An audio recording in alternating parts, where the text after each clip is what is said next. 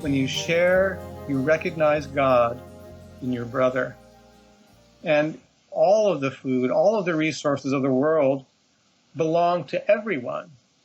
And they don't belong to people who can afford to buy the food. They belong to everyone by divine right. And they're not for the use and misuse by a few who can afford them. The voice of the people is most certainly getting stronger, louder around the world. We see it all the time, and we report on it regularly in Share International magazine. Each month we have a section of the magazine called The Voice of the People, and it's devoted entirely to protests and rallies and marches that are happening throughout the world for various causes. Hello, everyone. With our focus today on Share International magazine, I have to admit that it's probably my favorite magazine. And I haven't been willing to part with a single issue. I think I've held on to all of them since my subscription began in 2002. It's got everything topical to today's news. Inspiring and insightful articles on a whole plethora of subjects, and no ads. Let me give you an example. I've got here the March 2023 issue, and there is a marvelous article about achieving peace and the ending of the malfeasance of corporate greed. And every month there is mesmerizing color pictures of UFO sightings around the globe, which are increasing in number.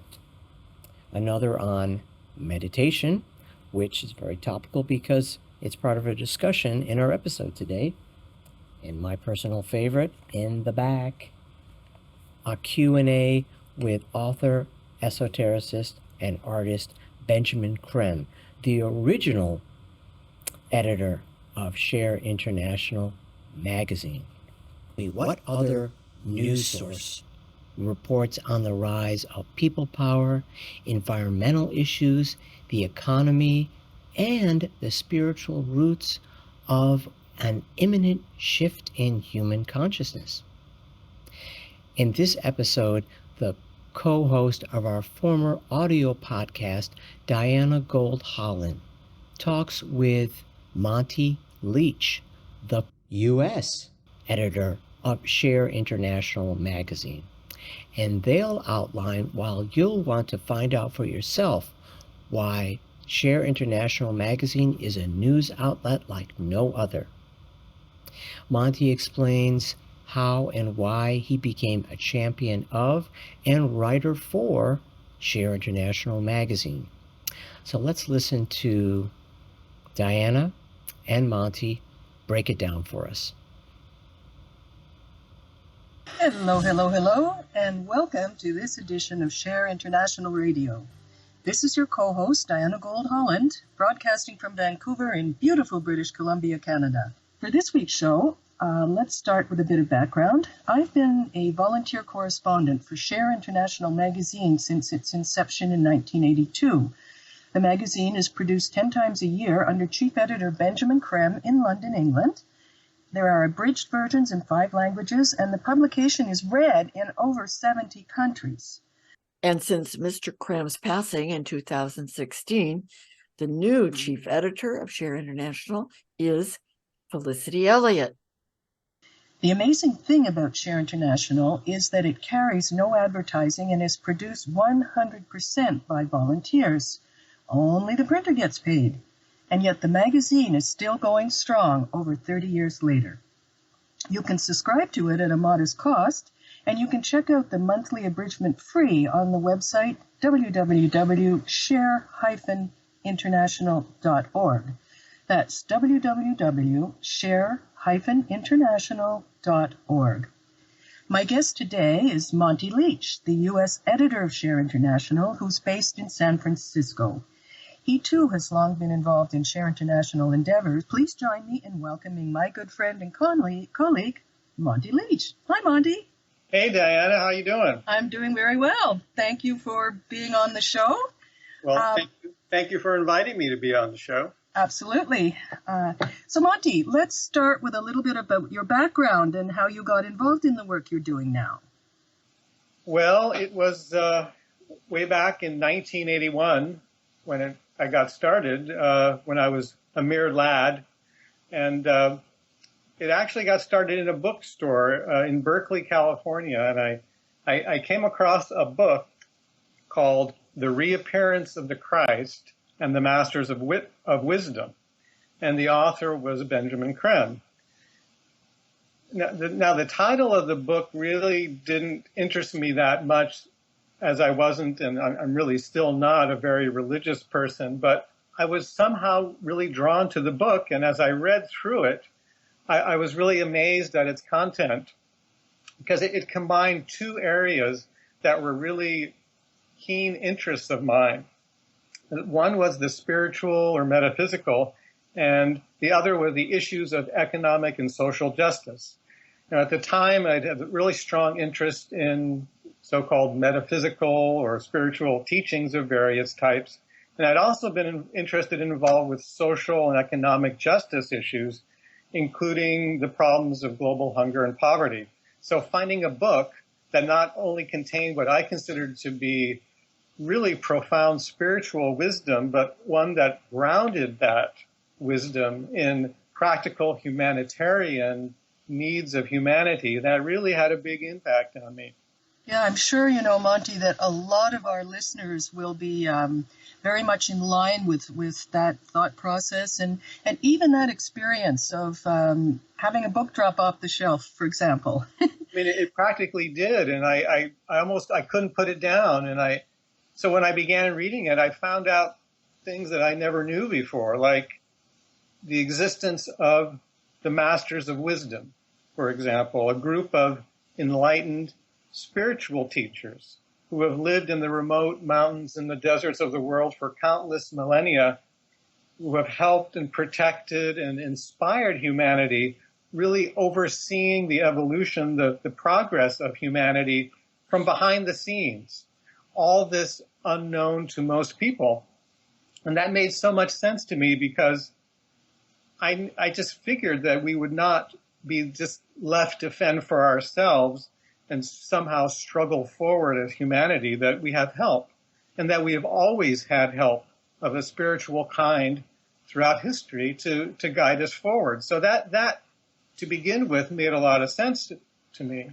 And also found out from this book that at the center of this group of enlightened teachers is the most senior member of this group of Masters of Wisdom, the master of all the masters, the world teacher, whose name is Maitreya. Maitreya is not a religious teacher or leader, and that he's not here to found a new religion. And he fulfills the expectations of the various religious groups for their awaited teacher, whether the Christians wait for the Christ, and the Jews the Messiah, and the Buddhists wait for Maitreya Buddha. And all the religions await the coming or the return of their teacher. But Maitreya comes for all people, religious and non-religious alike. And his central concern, which was, really important to me to read about, that his central concern was not religious. It was really to help us rid the world of hunger and poverty and war, and really to show us how to live together in peace so that we don't destroy the world.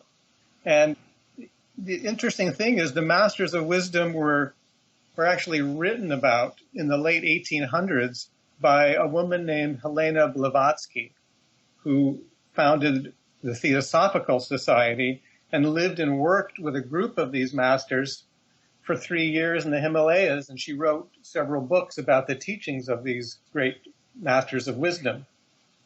And then some years later, between 1919 and 1949, an English woman named Alice Bailey presented to the world more of the teachings of the Masters of Wisdom through a series of books that were dictated to her by one of the masters.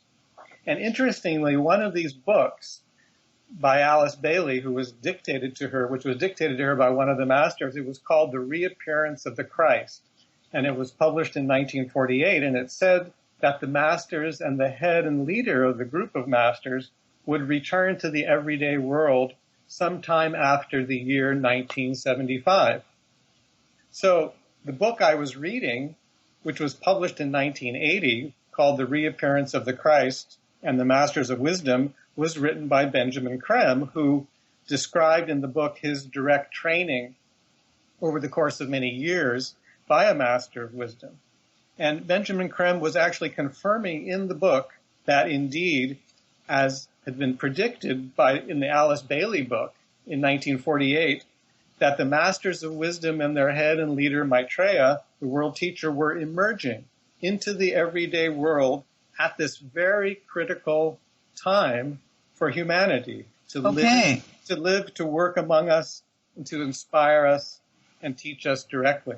So this is right in line with those writings that go back to the late 1800s, as I recall.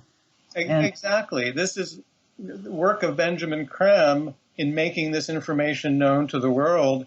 Really is part of a tradition, a long tradition that goes back, like you were saying, back to the 1880s, that when we first found out publicly about the existence of these great teachers.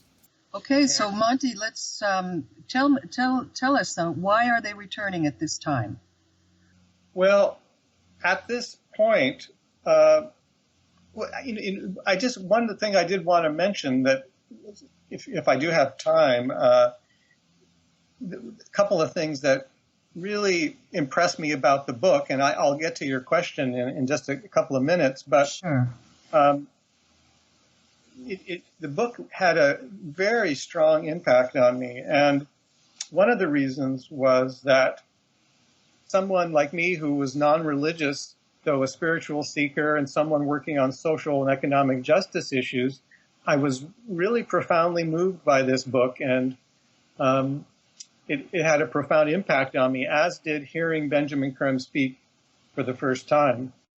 What was that like? It really confirmed the wisdom of what I'd read in his book, but it was having a direct experience of that, hearing that in person, was very powerful experience for me. And after that, I began working with the local Share International group of volunteers. As you mentioned, we're all volunteers. It was part of an international network of groups and who make known the information. And a little bit later on, I began writing for Share International magazine, and as I had some experience as a journalist. And then several years later, I became U.S. editor of Share International, still a volunteer. As you mentioned, we're all volunteers. And even Benjamin Creme is a volunteer after all these many years. So that's kind of, in a not so small a nutshell, kind of how I became involved and why I became involved and why this really, means and meant, so much to me and had such an impact on my life. Okay, let me mention the publication again and the website, www.share-international.org, where you can read the abridged version of the magazine. You're going to speak with us about what Maitreya's teachings are and his concerns as he emerges more and more onto the world stage. Maitreya has said those who look for him as a religious teacher will not recognize him, actually. That he says he is an educator. He comes as an educator in the broadest sense of that word. He really comes, I think, as I mentioned before, he comes to show us how to live together in peace, he says. And he says the key to doing that is sharing. Okay, so what is this sharing and why do we need it? Well, if we look at the world today, what do we see? We see about 20% of the world's population, mainly those of us living in the developed world, using and wasting 80% of the world's food and resources, according to the UN. So that leaves about 80% of the world's population, mainly those in the developing world, having to make do with less than 20% of the world's food and resources. So as a result, more than 20,000 people, mainly children, are dying every day from hunger-related causes. And these are deaths that could easily be prevented because the world produces more than enough food for everyone, about 10% per capita surplus of food. And so while the number of poor and sick and hungry people are increasing, so are the number of very wealthy people increasing. And this growing divide between the wealthy and the poor threatens us all. It's not just a humanitarian issue, although it's a profound humanitarian issue.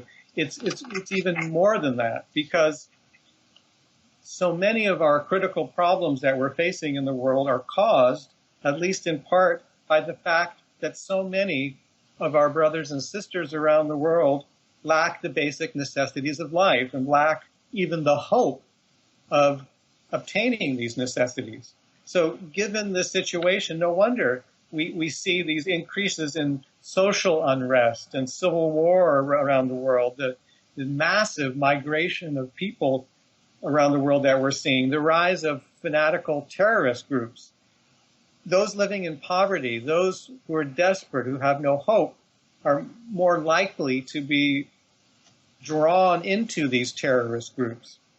And even one of our most serious problems, environmental degradation, is related to this economic divide, because the richest of us, the most wealthy of us, use and waste a majority of the resources, cause a great deal of global warming. But it's also the poorest of the poor around the world who often have little choice but to use not very environmentally sound ways to survive, just to survive, to cook their food, to heat their living structures, whatever those are, and by cutting down trees and so on. So unless we address this fundamental economic injustice, the world's poor getting poorer, the world's rich getting richer, all these problems that I mentioned, civil war and mass migrations of people and conflict, all these problems and terrorism will worsen and threaten the very future of the planet. So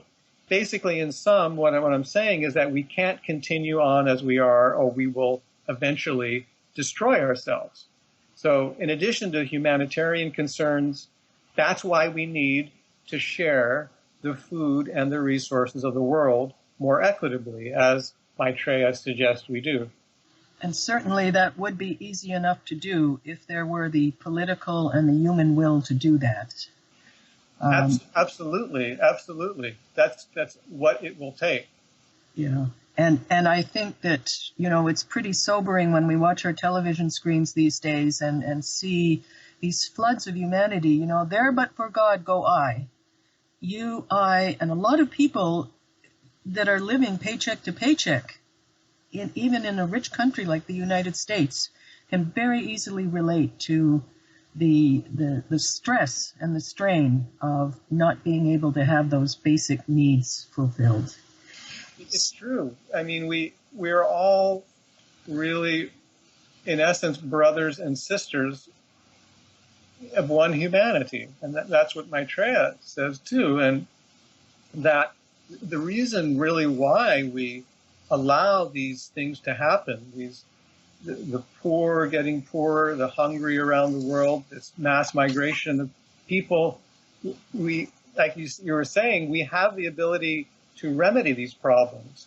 We just need the will to do it. But because we don't see each other as one family, as part of one big human family, we basically allow these horrendous situations to continue and to get worse. And so Maitreya really is here to help us see each other as we really are, which is one family. Yeah, this reminds me of the book that I found out about Maitreya through is a publication that was called Messages from Maitreya the Christ, that were given through Benjamin Creme at meetings at Friend's house in London in the early days of Maitreya's emergence. And at that point, one of these messages that deeply struck a chord in me was one that was given on September 12th, 1979, in which Maitreya said, My coming evokes in man a desire for change, a desire for betterment, however expressed. My energies engender in man divine discontent. All that is useless in our structures must go. There are many such which are unworthy of man today. Man is an emerging God and thus requires the formation of modes of living which will allow this God to flourish. And I thought that was a very profound message, that we see ourselves as emerging gods. And how can we do that with so many of our brothers, fleeing for their lives, not being able to see their children live to the age of 2, and all of these other horrors that are going on? Yes. Yeah. So Maitreya must certainly have some ideas of what we should be doing about this. Can you give us some idea of what he's recommending? Sure. Just to begin, he talks about why sharing is so important, why it's so needed in the world now, and why that's really the key to solving all of our critical global problems, and really the key to having a peaceful future for our planet. And he says, sharing is divine. When you share, you recognize God in your brother. And he will inspire us to see ourselves, as I was saying, as one family. And he will help us to see that all of the food, all of the resources of the world belong to everyone. And they don't belong to people who can afford to buy the food. They belong to everyone by divine right. And they're not for the use and misuse by a few who can afford them. And Maitreya says that if we don't share, there will never be economic and social justice in the world. And without justice, there will never be peace. And without peace, there will be no world, really, because we have weapons now of mass destruction, nuclear weapons, that can destroy the whole world. And if we have another worldwide war, those weapons would be used. But Maitreya says that that war will not take place, and that he knows that we will make the needed changes, that will accept the need for sharing, if only because we have a few other alternatives available to us. So he knows that we will make the right choice and accept the principle of sharing, but it's up to us to do that. Yeah. And as you know, he has a crash program in mind to aid the world's poorest nations. Do you want to give us a few details on that? Sure. Yeah. So Maitreya will recommend a reordering of economic priorities so that adequate food and housing and education and medical care become universal rights. And the immediate priority for Maitreya will be the saving of the millions of people who are starving to death in the developing world.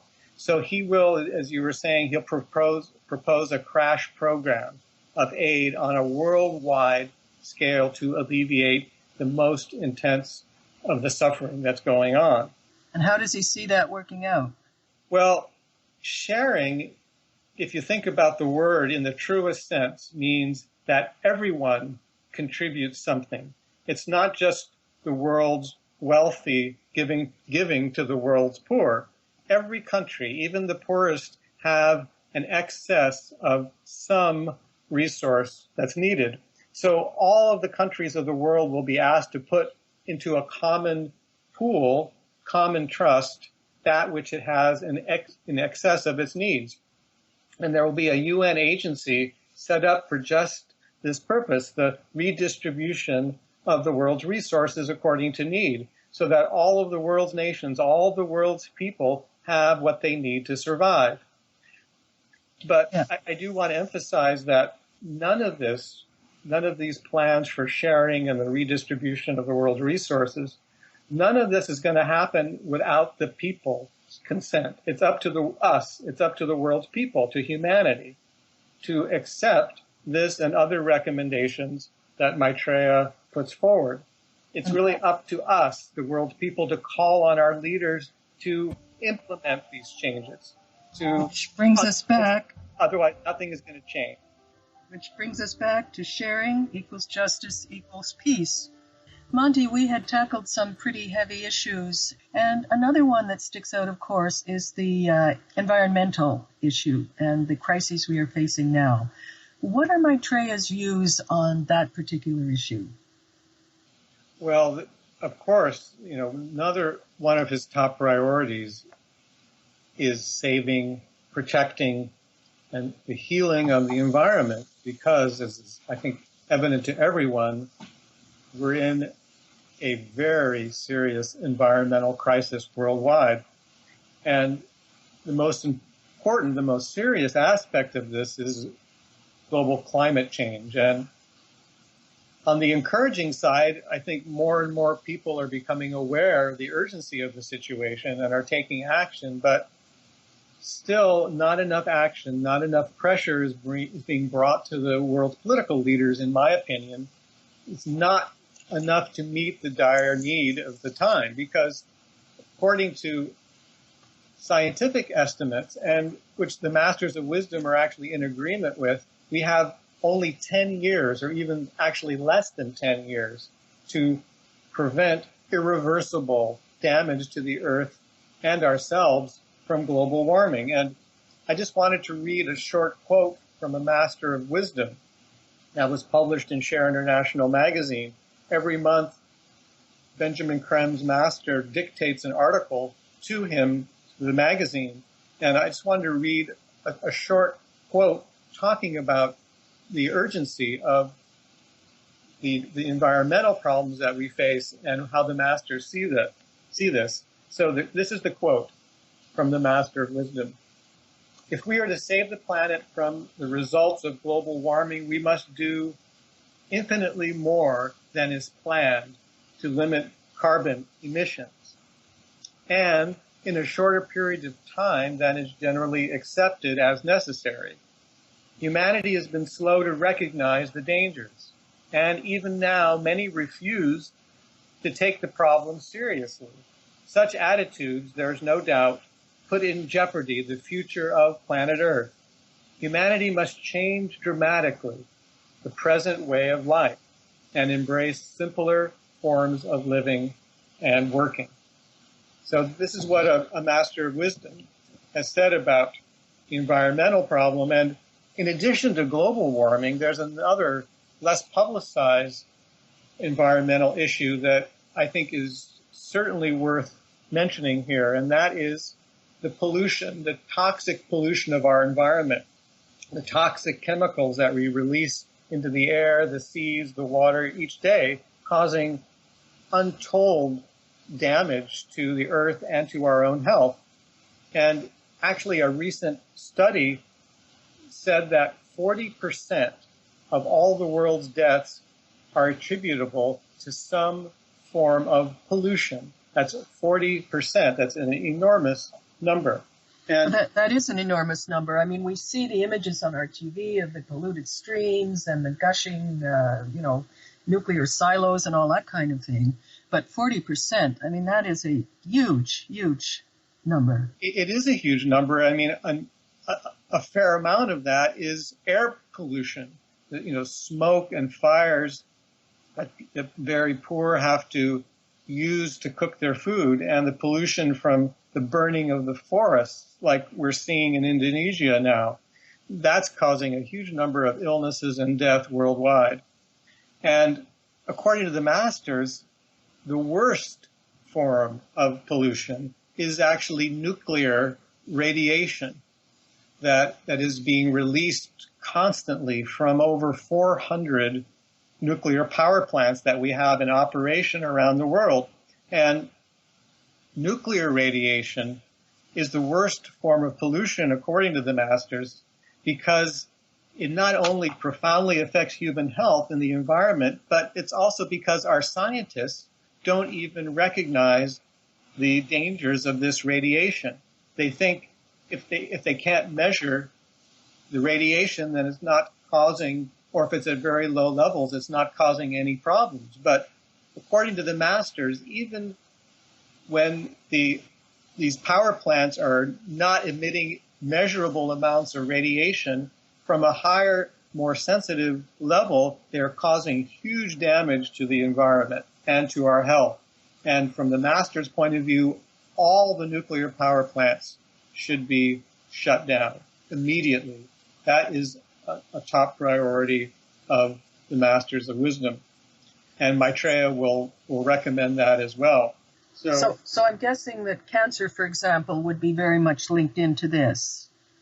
Yes, I mean, cancer, Alzheimer's disease. I mean, Benjamin Creme has talked about this in Share International, that one of the reasons why the incidence of Alzheimer's disease is getting more prevalent in younger people is the radiation, the impact of radiation from these nuclear power plants that our scientists don't really even have the instruments to measure at this point, but it is adversely affecting our health.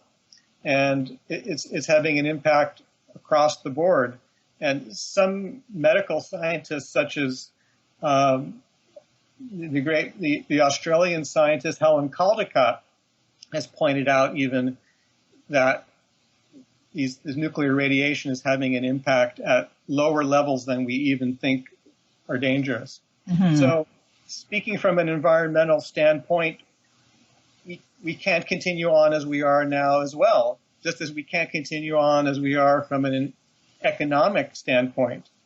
You know, if we don't change direction, we will destroy the planet. And that's really why Maitreya is here, living among us now to inspire us to change direction, to share the world's food and the resources, to restore the environment so that we don't destroy ourselves, really. Absolutely. Monte, I'd like to get back to, how we mobilize. And one thing that strikes me is these images of the people now taking to the streets en masse about, with climate marches and whatnot.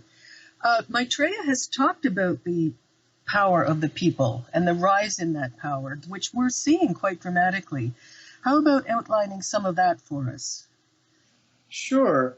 Well, the voice of the people is most certainly getting stronger, louder around the world. We see it all the time, and we report on it regularly in Share International magazine. Each month we have a section of the magazine called The Voice of the People, and it's devoted entirely to protests and rallies and marches that are happening throughout the world for various causes. People standing up for their rights to a living wage, to enough necessities of life, to people calling for a clean environment. And all of this is a reflection of a change of consciousness of humanity. This is reflecting the fact that humanity is becoming more aware. We're becoming more aware of the problems that we have, and that it's up to us to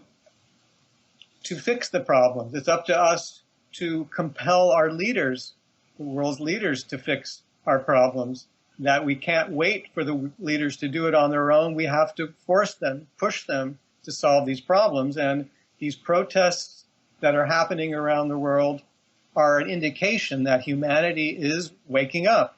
With the help of Maitreya and the masters, their energies pouring into the world is stimulating this wake up of humanity. And we see this happening all around the world. One example I thought was a profound example, which happened last September. It was the largest ever climate march.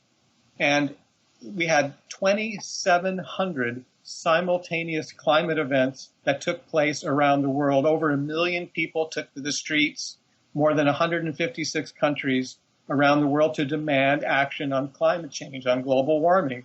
It was an amazing experience to see all this happening last year. What the governments of the world have committed to so far is not enough. It's a step in the right direction, but we need to do more.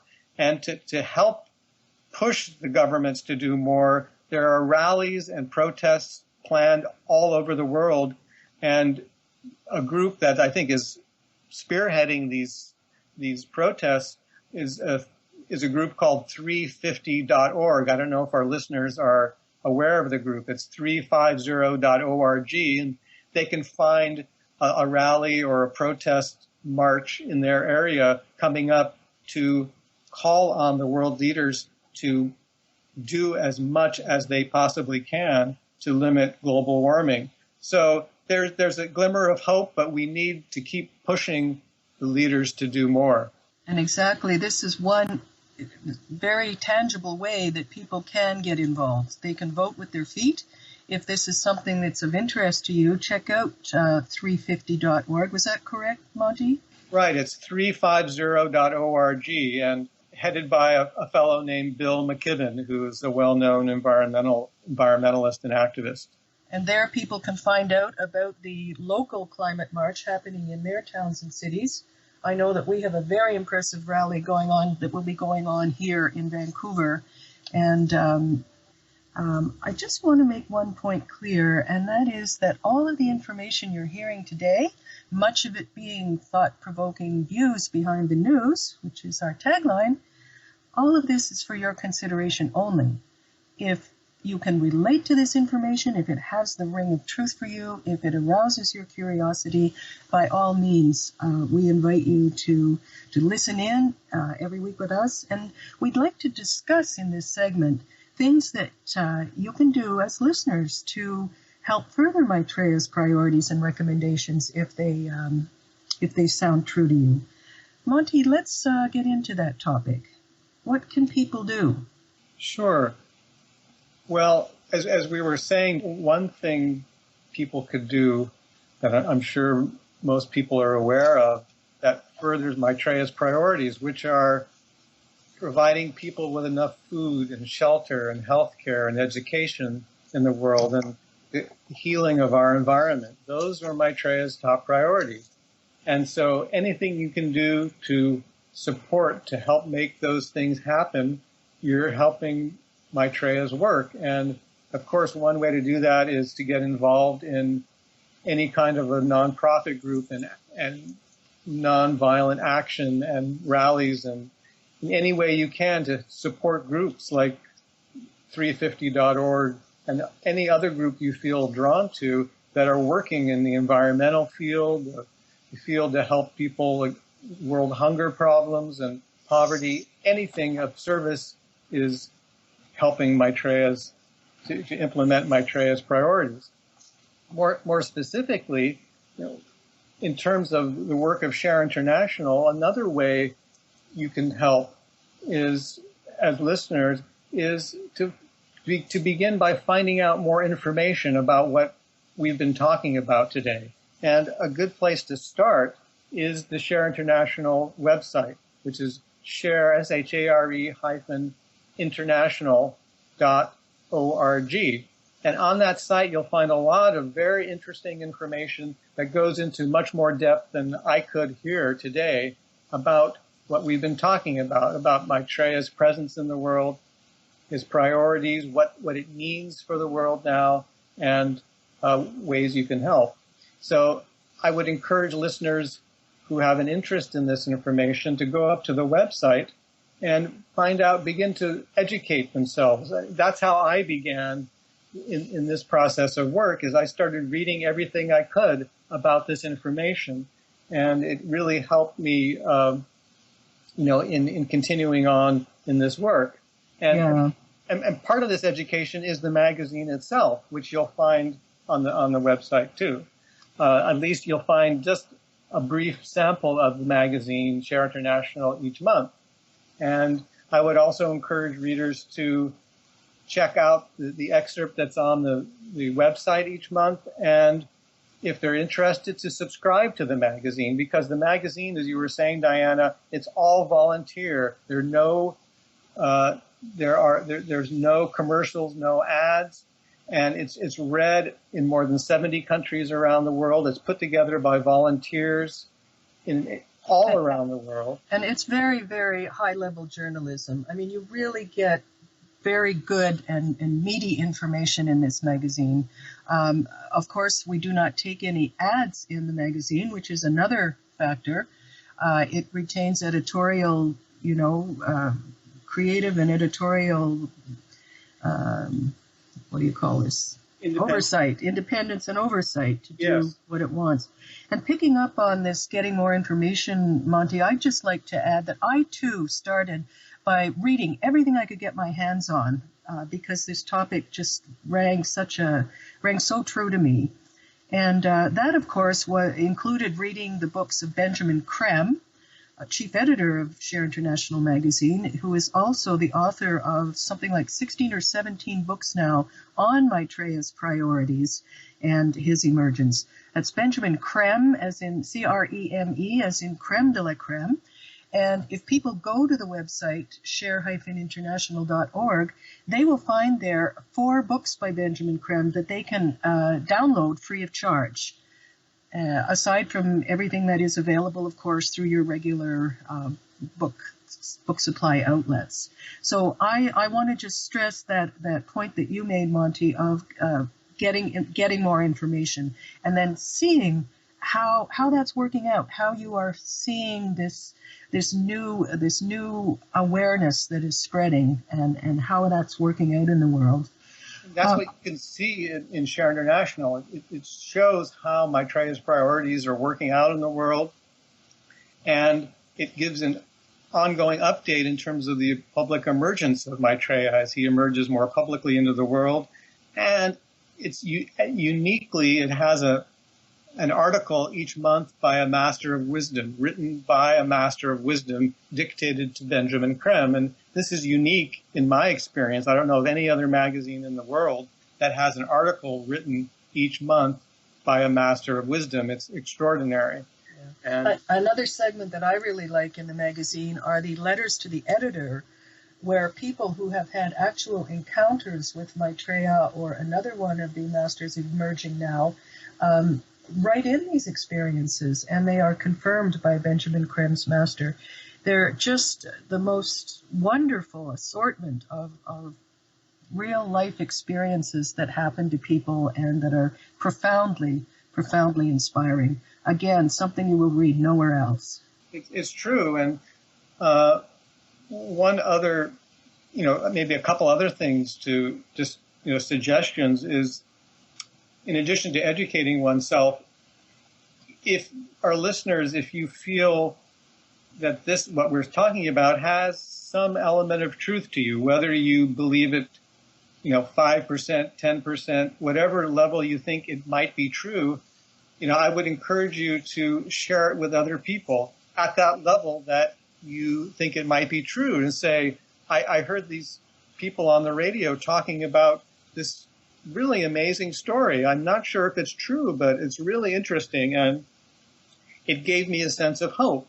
Because if you share this information at whatever level you believe it to be true, you're helping to raise the climate of hope in the world. And that's what Maitreya is encouraging us to do. Because if we know that we're not alone in the world, that we have help, that we have extraordinary spiritual help now in the world to help us solve our problems, this gives us a really stronger sense of hope for the future. And you can help do that by sharing this information with other people. Absolutely. There are a couple of things that I would like you to speak about, Monte, simply because they're dear to my heart. Some of the inner work, the inner transformational work that people can be doing is through a practice, again, being introduced now under the directions of the Masters of Wisdom, and that is transmission meditation. Why don't you say a little bit about that, Monte? Yes, now this is another service activity that can be done by anyone. And it's called transmission meditation, as you were saying, Diana, and it's a group meditation that was introduced to the world by Benjamin Creme's master, a Master of Wisdom, way back in 1974. And it's now done by groups throughout the world. And it's done as a service to humanity, which makes it somewhat different than other types of meditation, which are personal meditations that we might do, and you can still do them and still participate in transmission meditation. But this is a group meditation that's done as a service to the world, and how it's done is that the masters send their powerful spiritual energies through those who take part in the transmission meditation, and the masters send their energies out to the world wherever they are most needed at the time. And the transmission groups act as kind of electric substations, stepping down these great energies so that they're more readily usable, more readily available to humanity. And it's really these great spiritual energies that are helping to change the world for the better. They're helping to wake up humanity. We're talking about humanity waking up. Well, these energies that the masters are sending into the world and being helped with by the transmission groups around the world, these energies are helping to change the world, to raise the consciousness of humanity. And Monte? yes. Sorry to interrupt, Monte. I love it, but you know what? We're basically out of time. Monte, thank you, Monte. Thank you, everyone, for being here. Well, we certainly hope that this has piqued your interest and that you'll join us in subscribing to, sharing, and celebrating this astonishing magazine, which has been in print since 1982, and we hope will remain so for decades to come.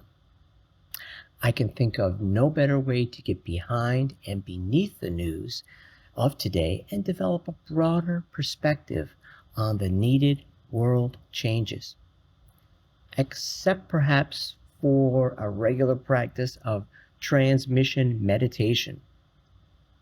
Stay tuned now to experience transmission meditation as a powerful world service.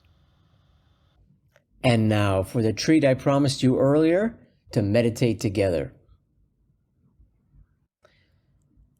As most of us are aware, our world has arrived at a moment of profound transformation.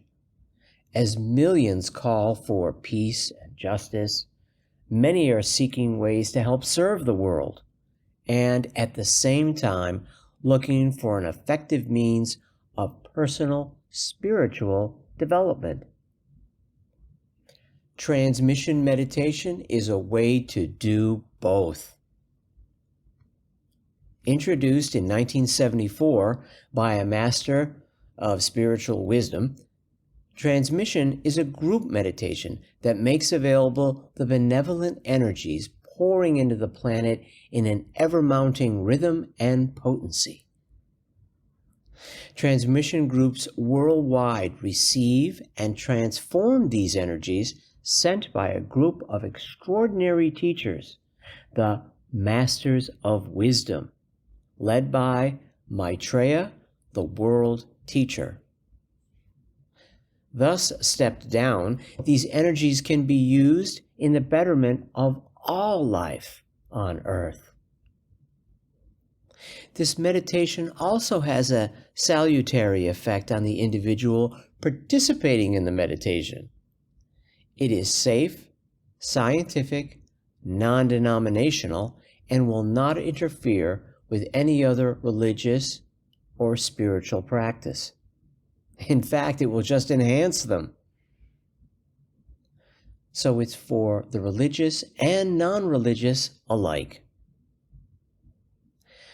So now, just focus your attention at the chakra center between the eyebrows, called the Ajna center, which is the center of the will.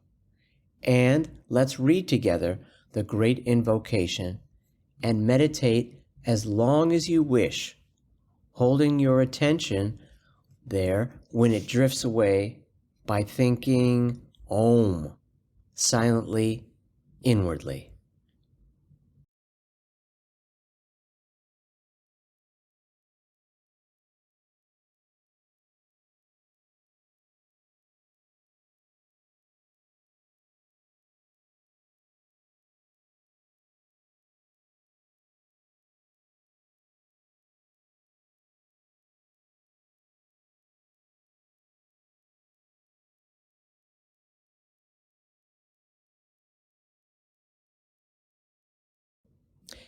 The great invocation.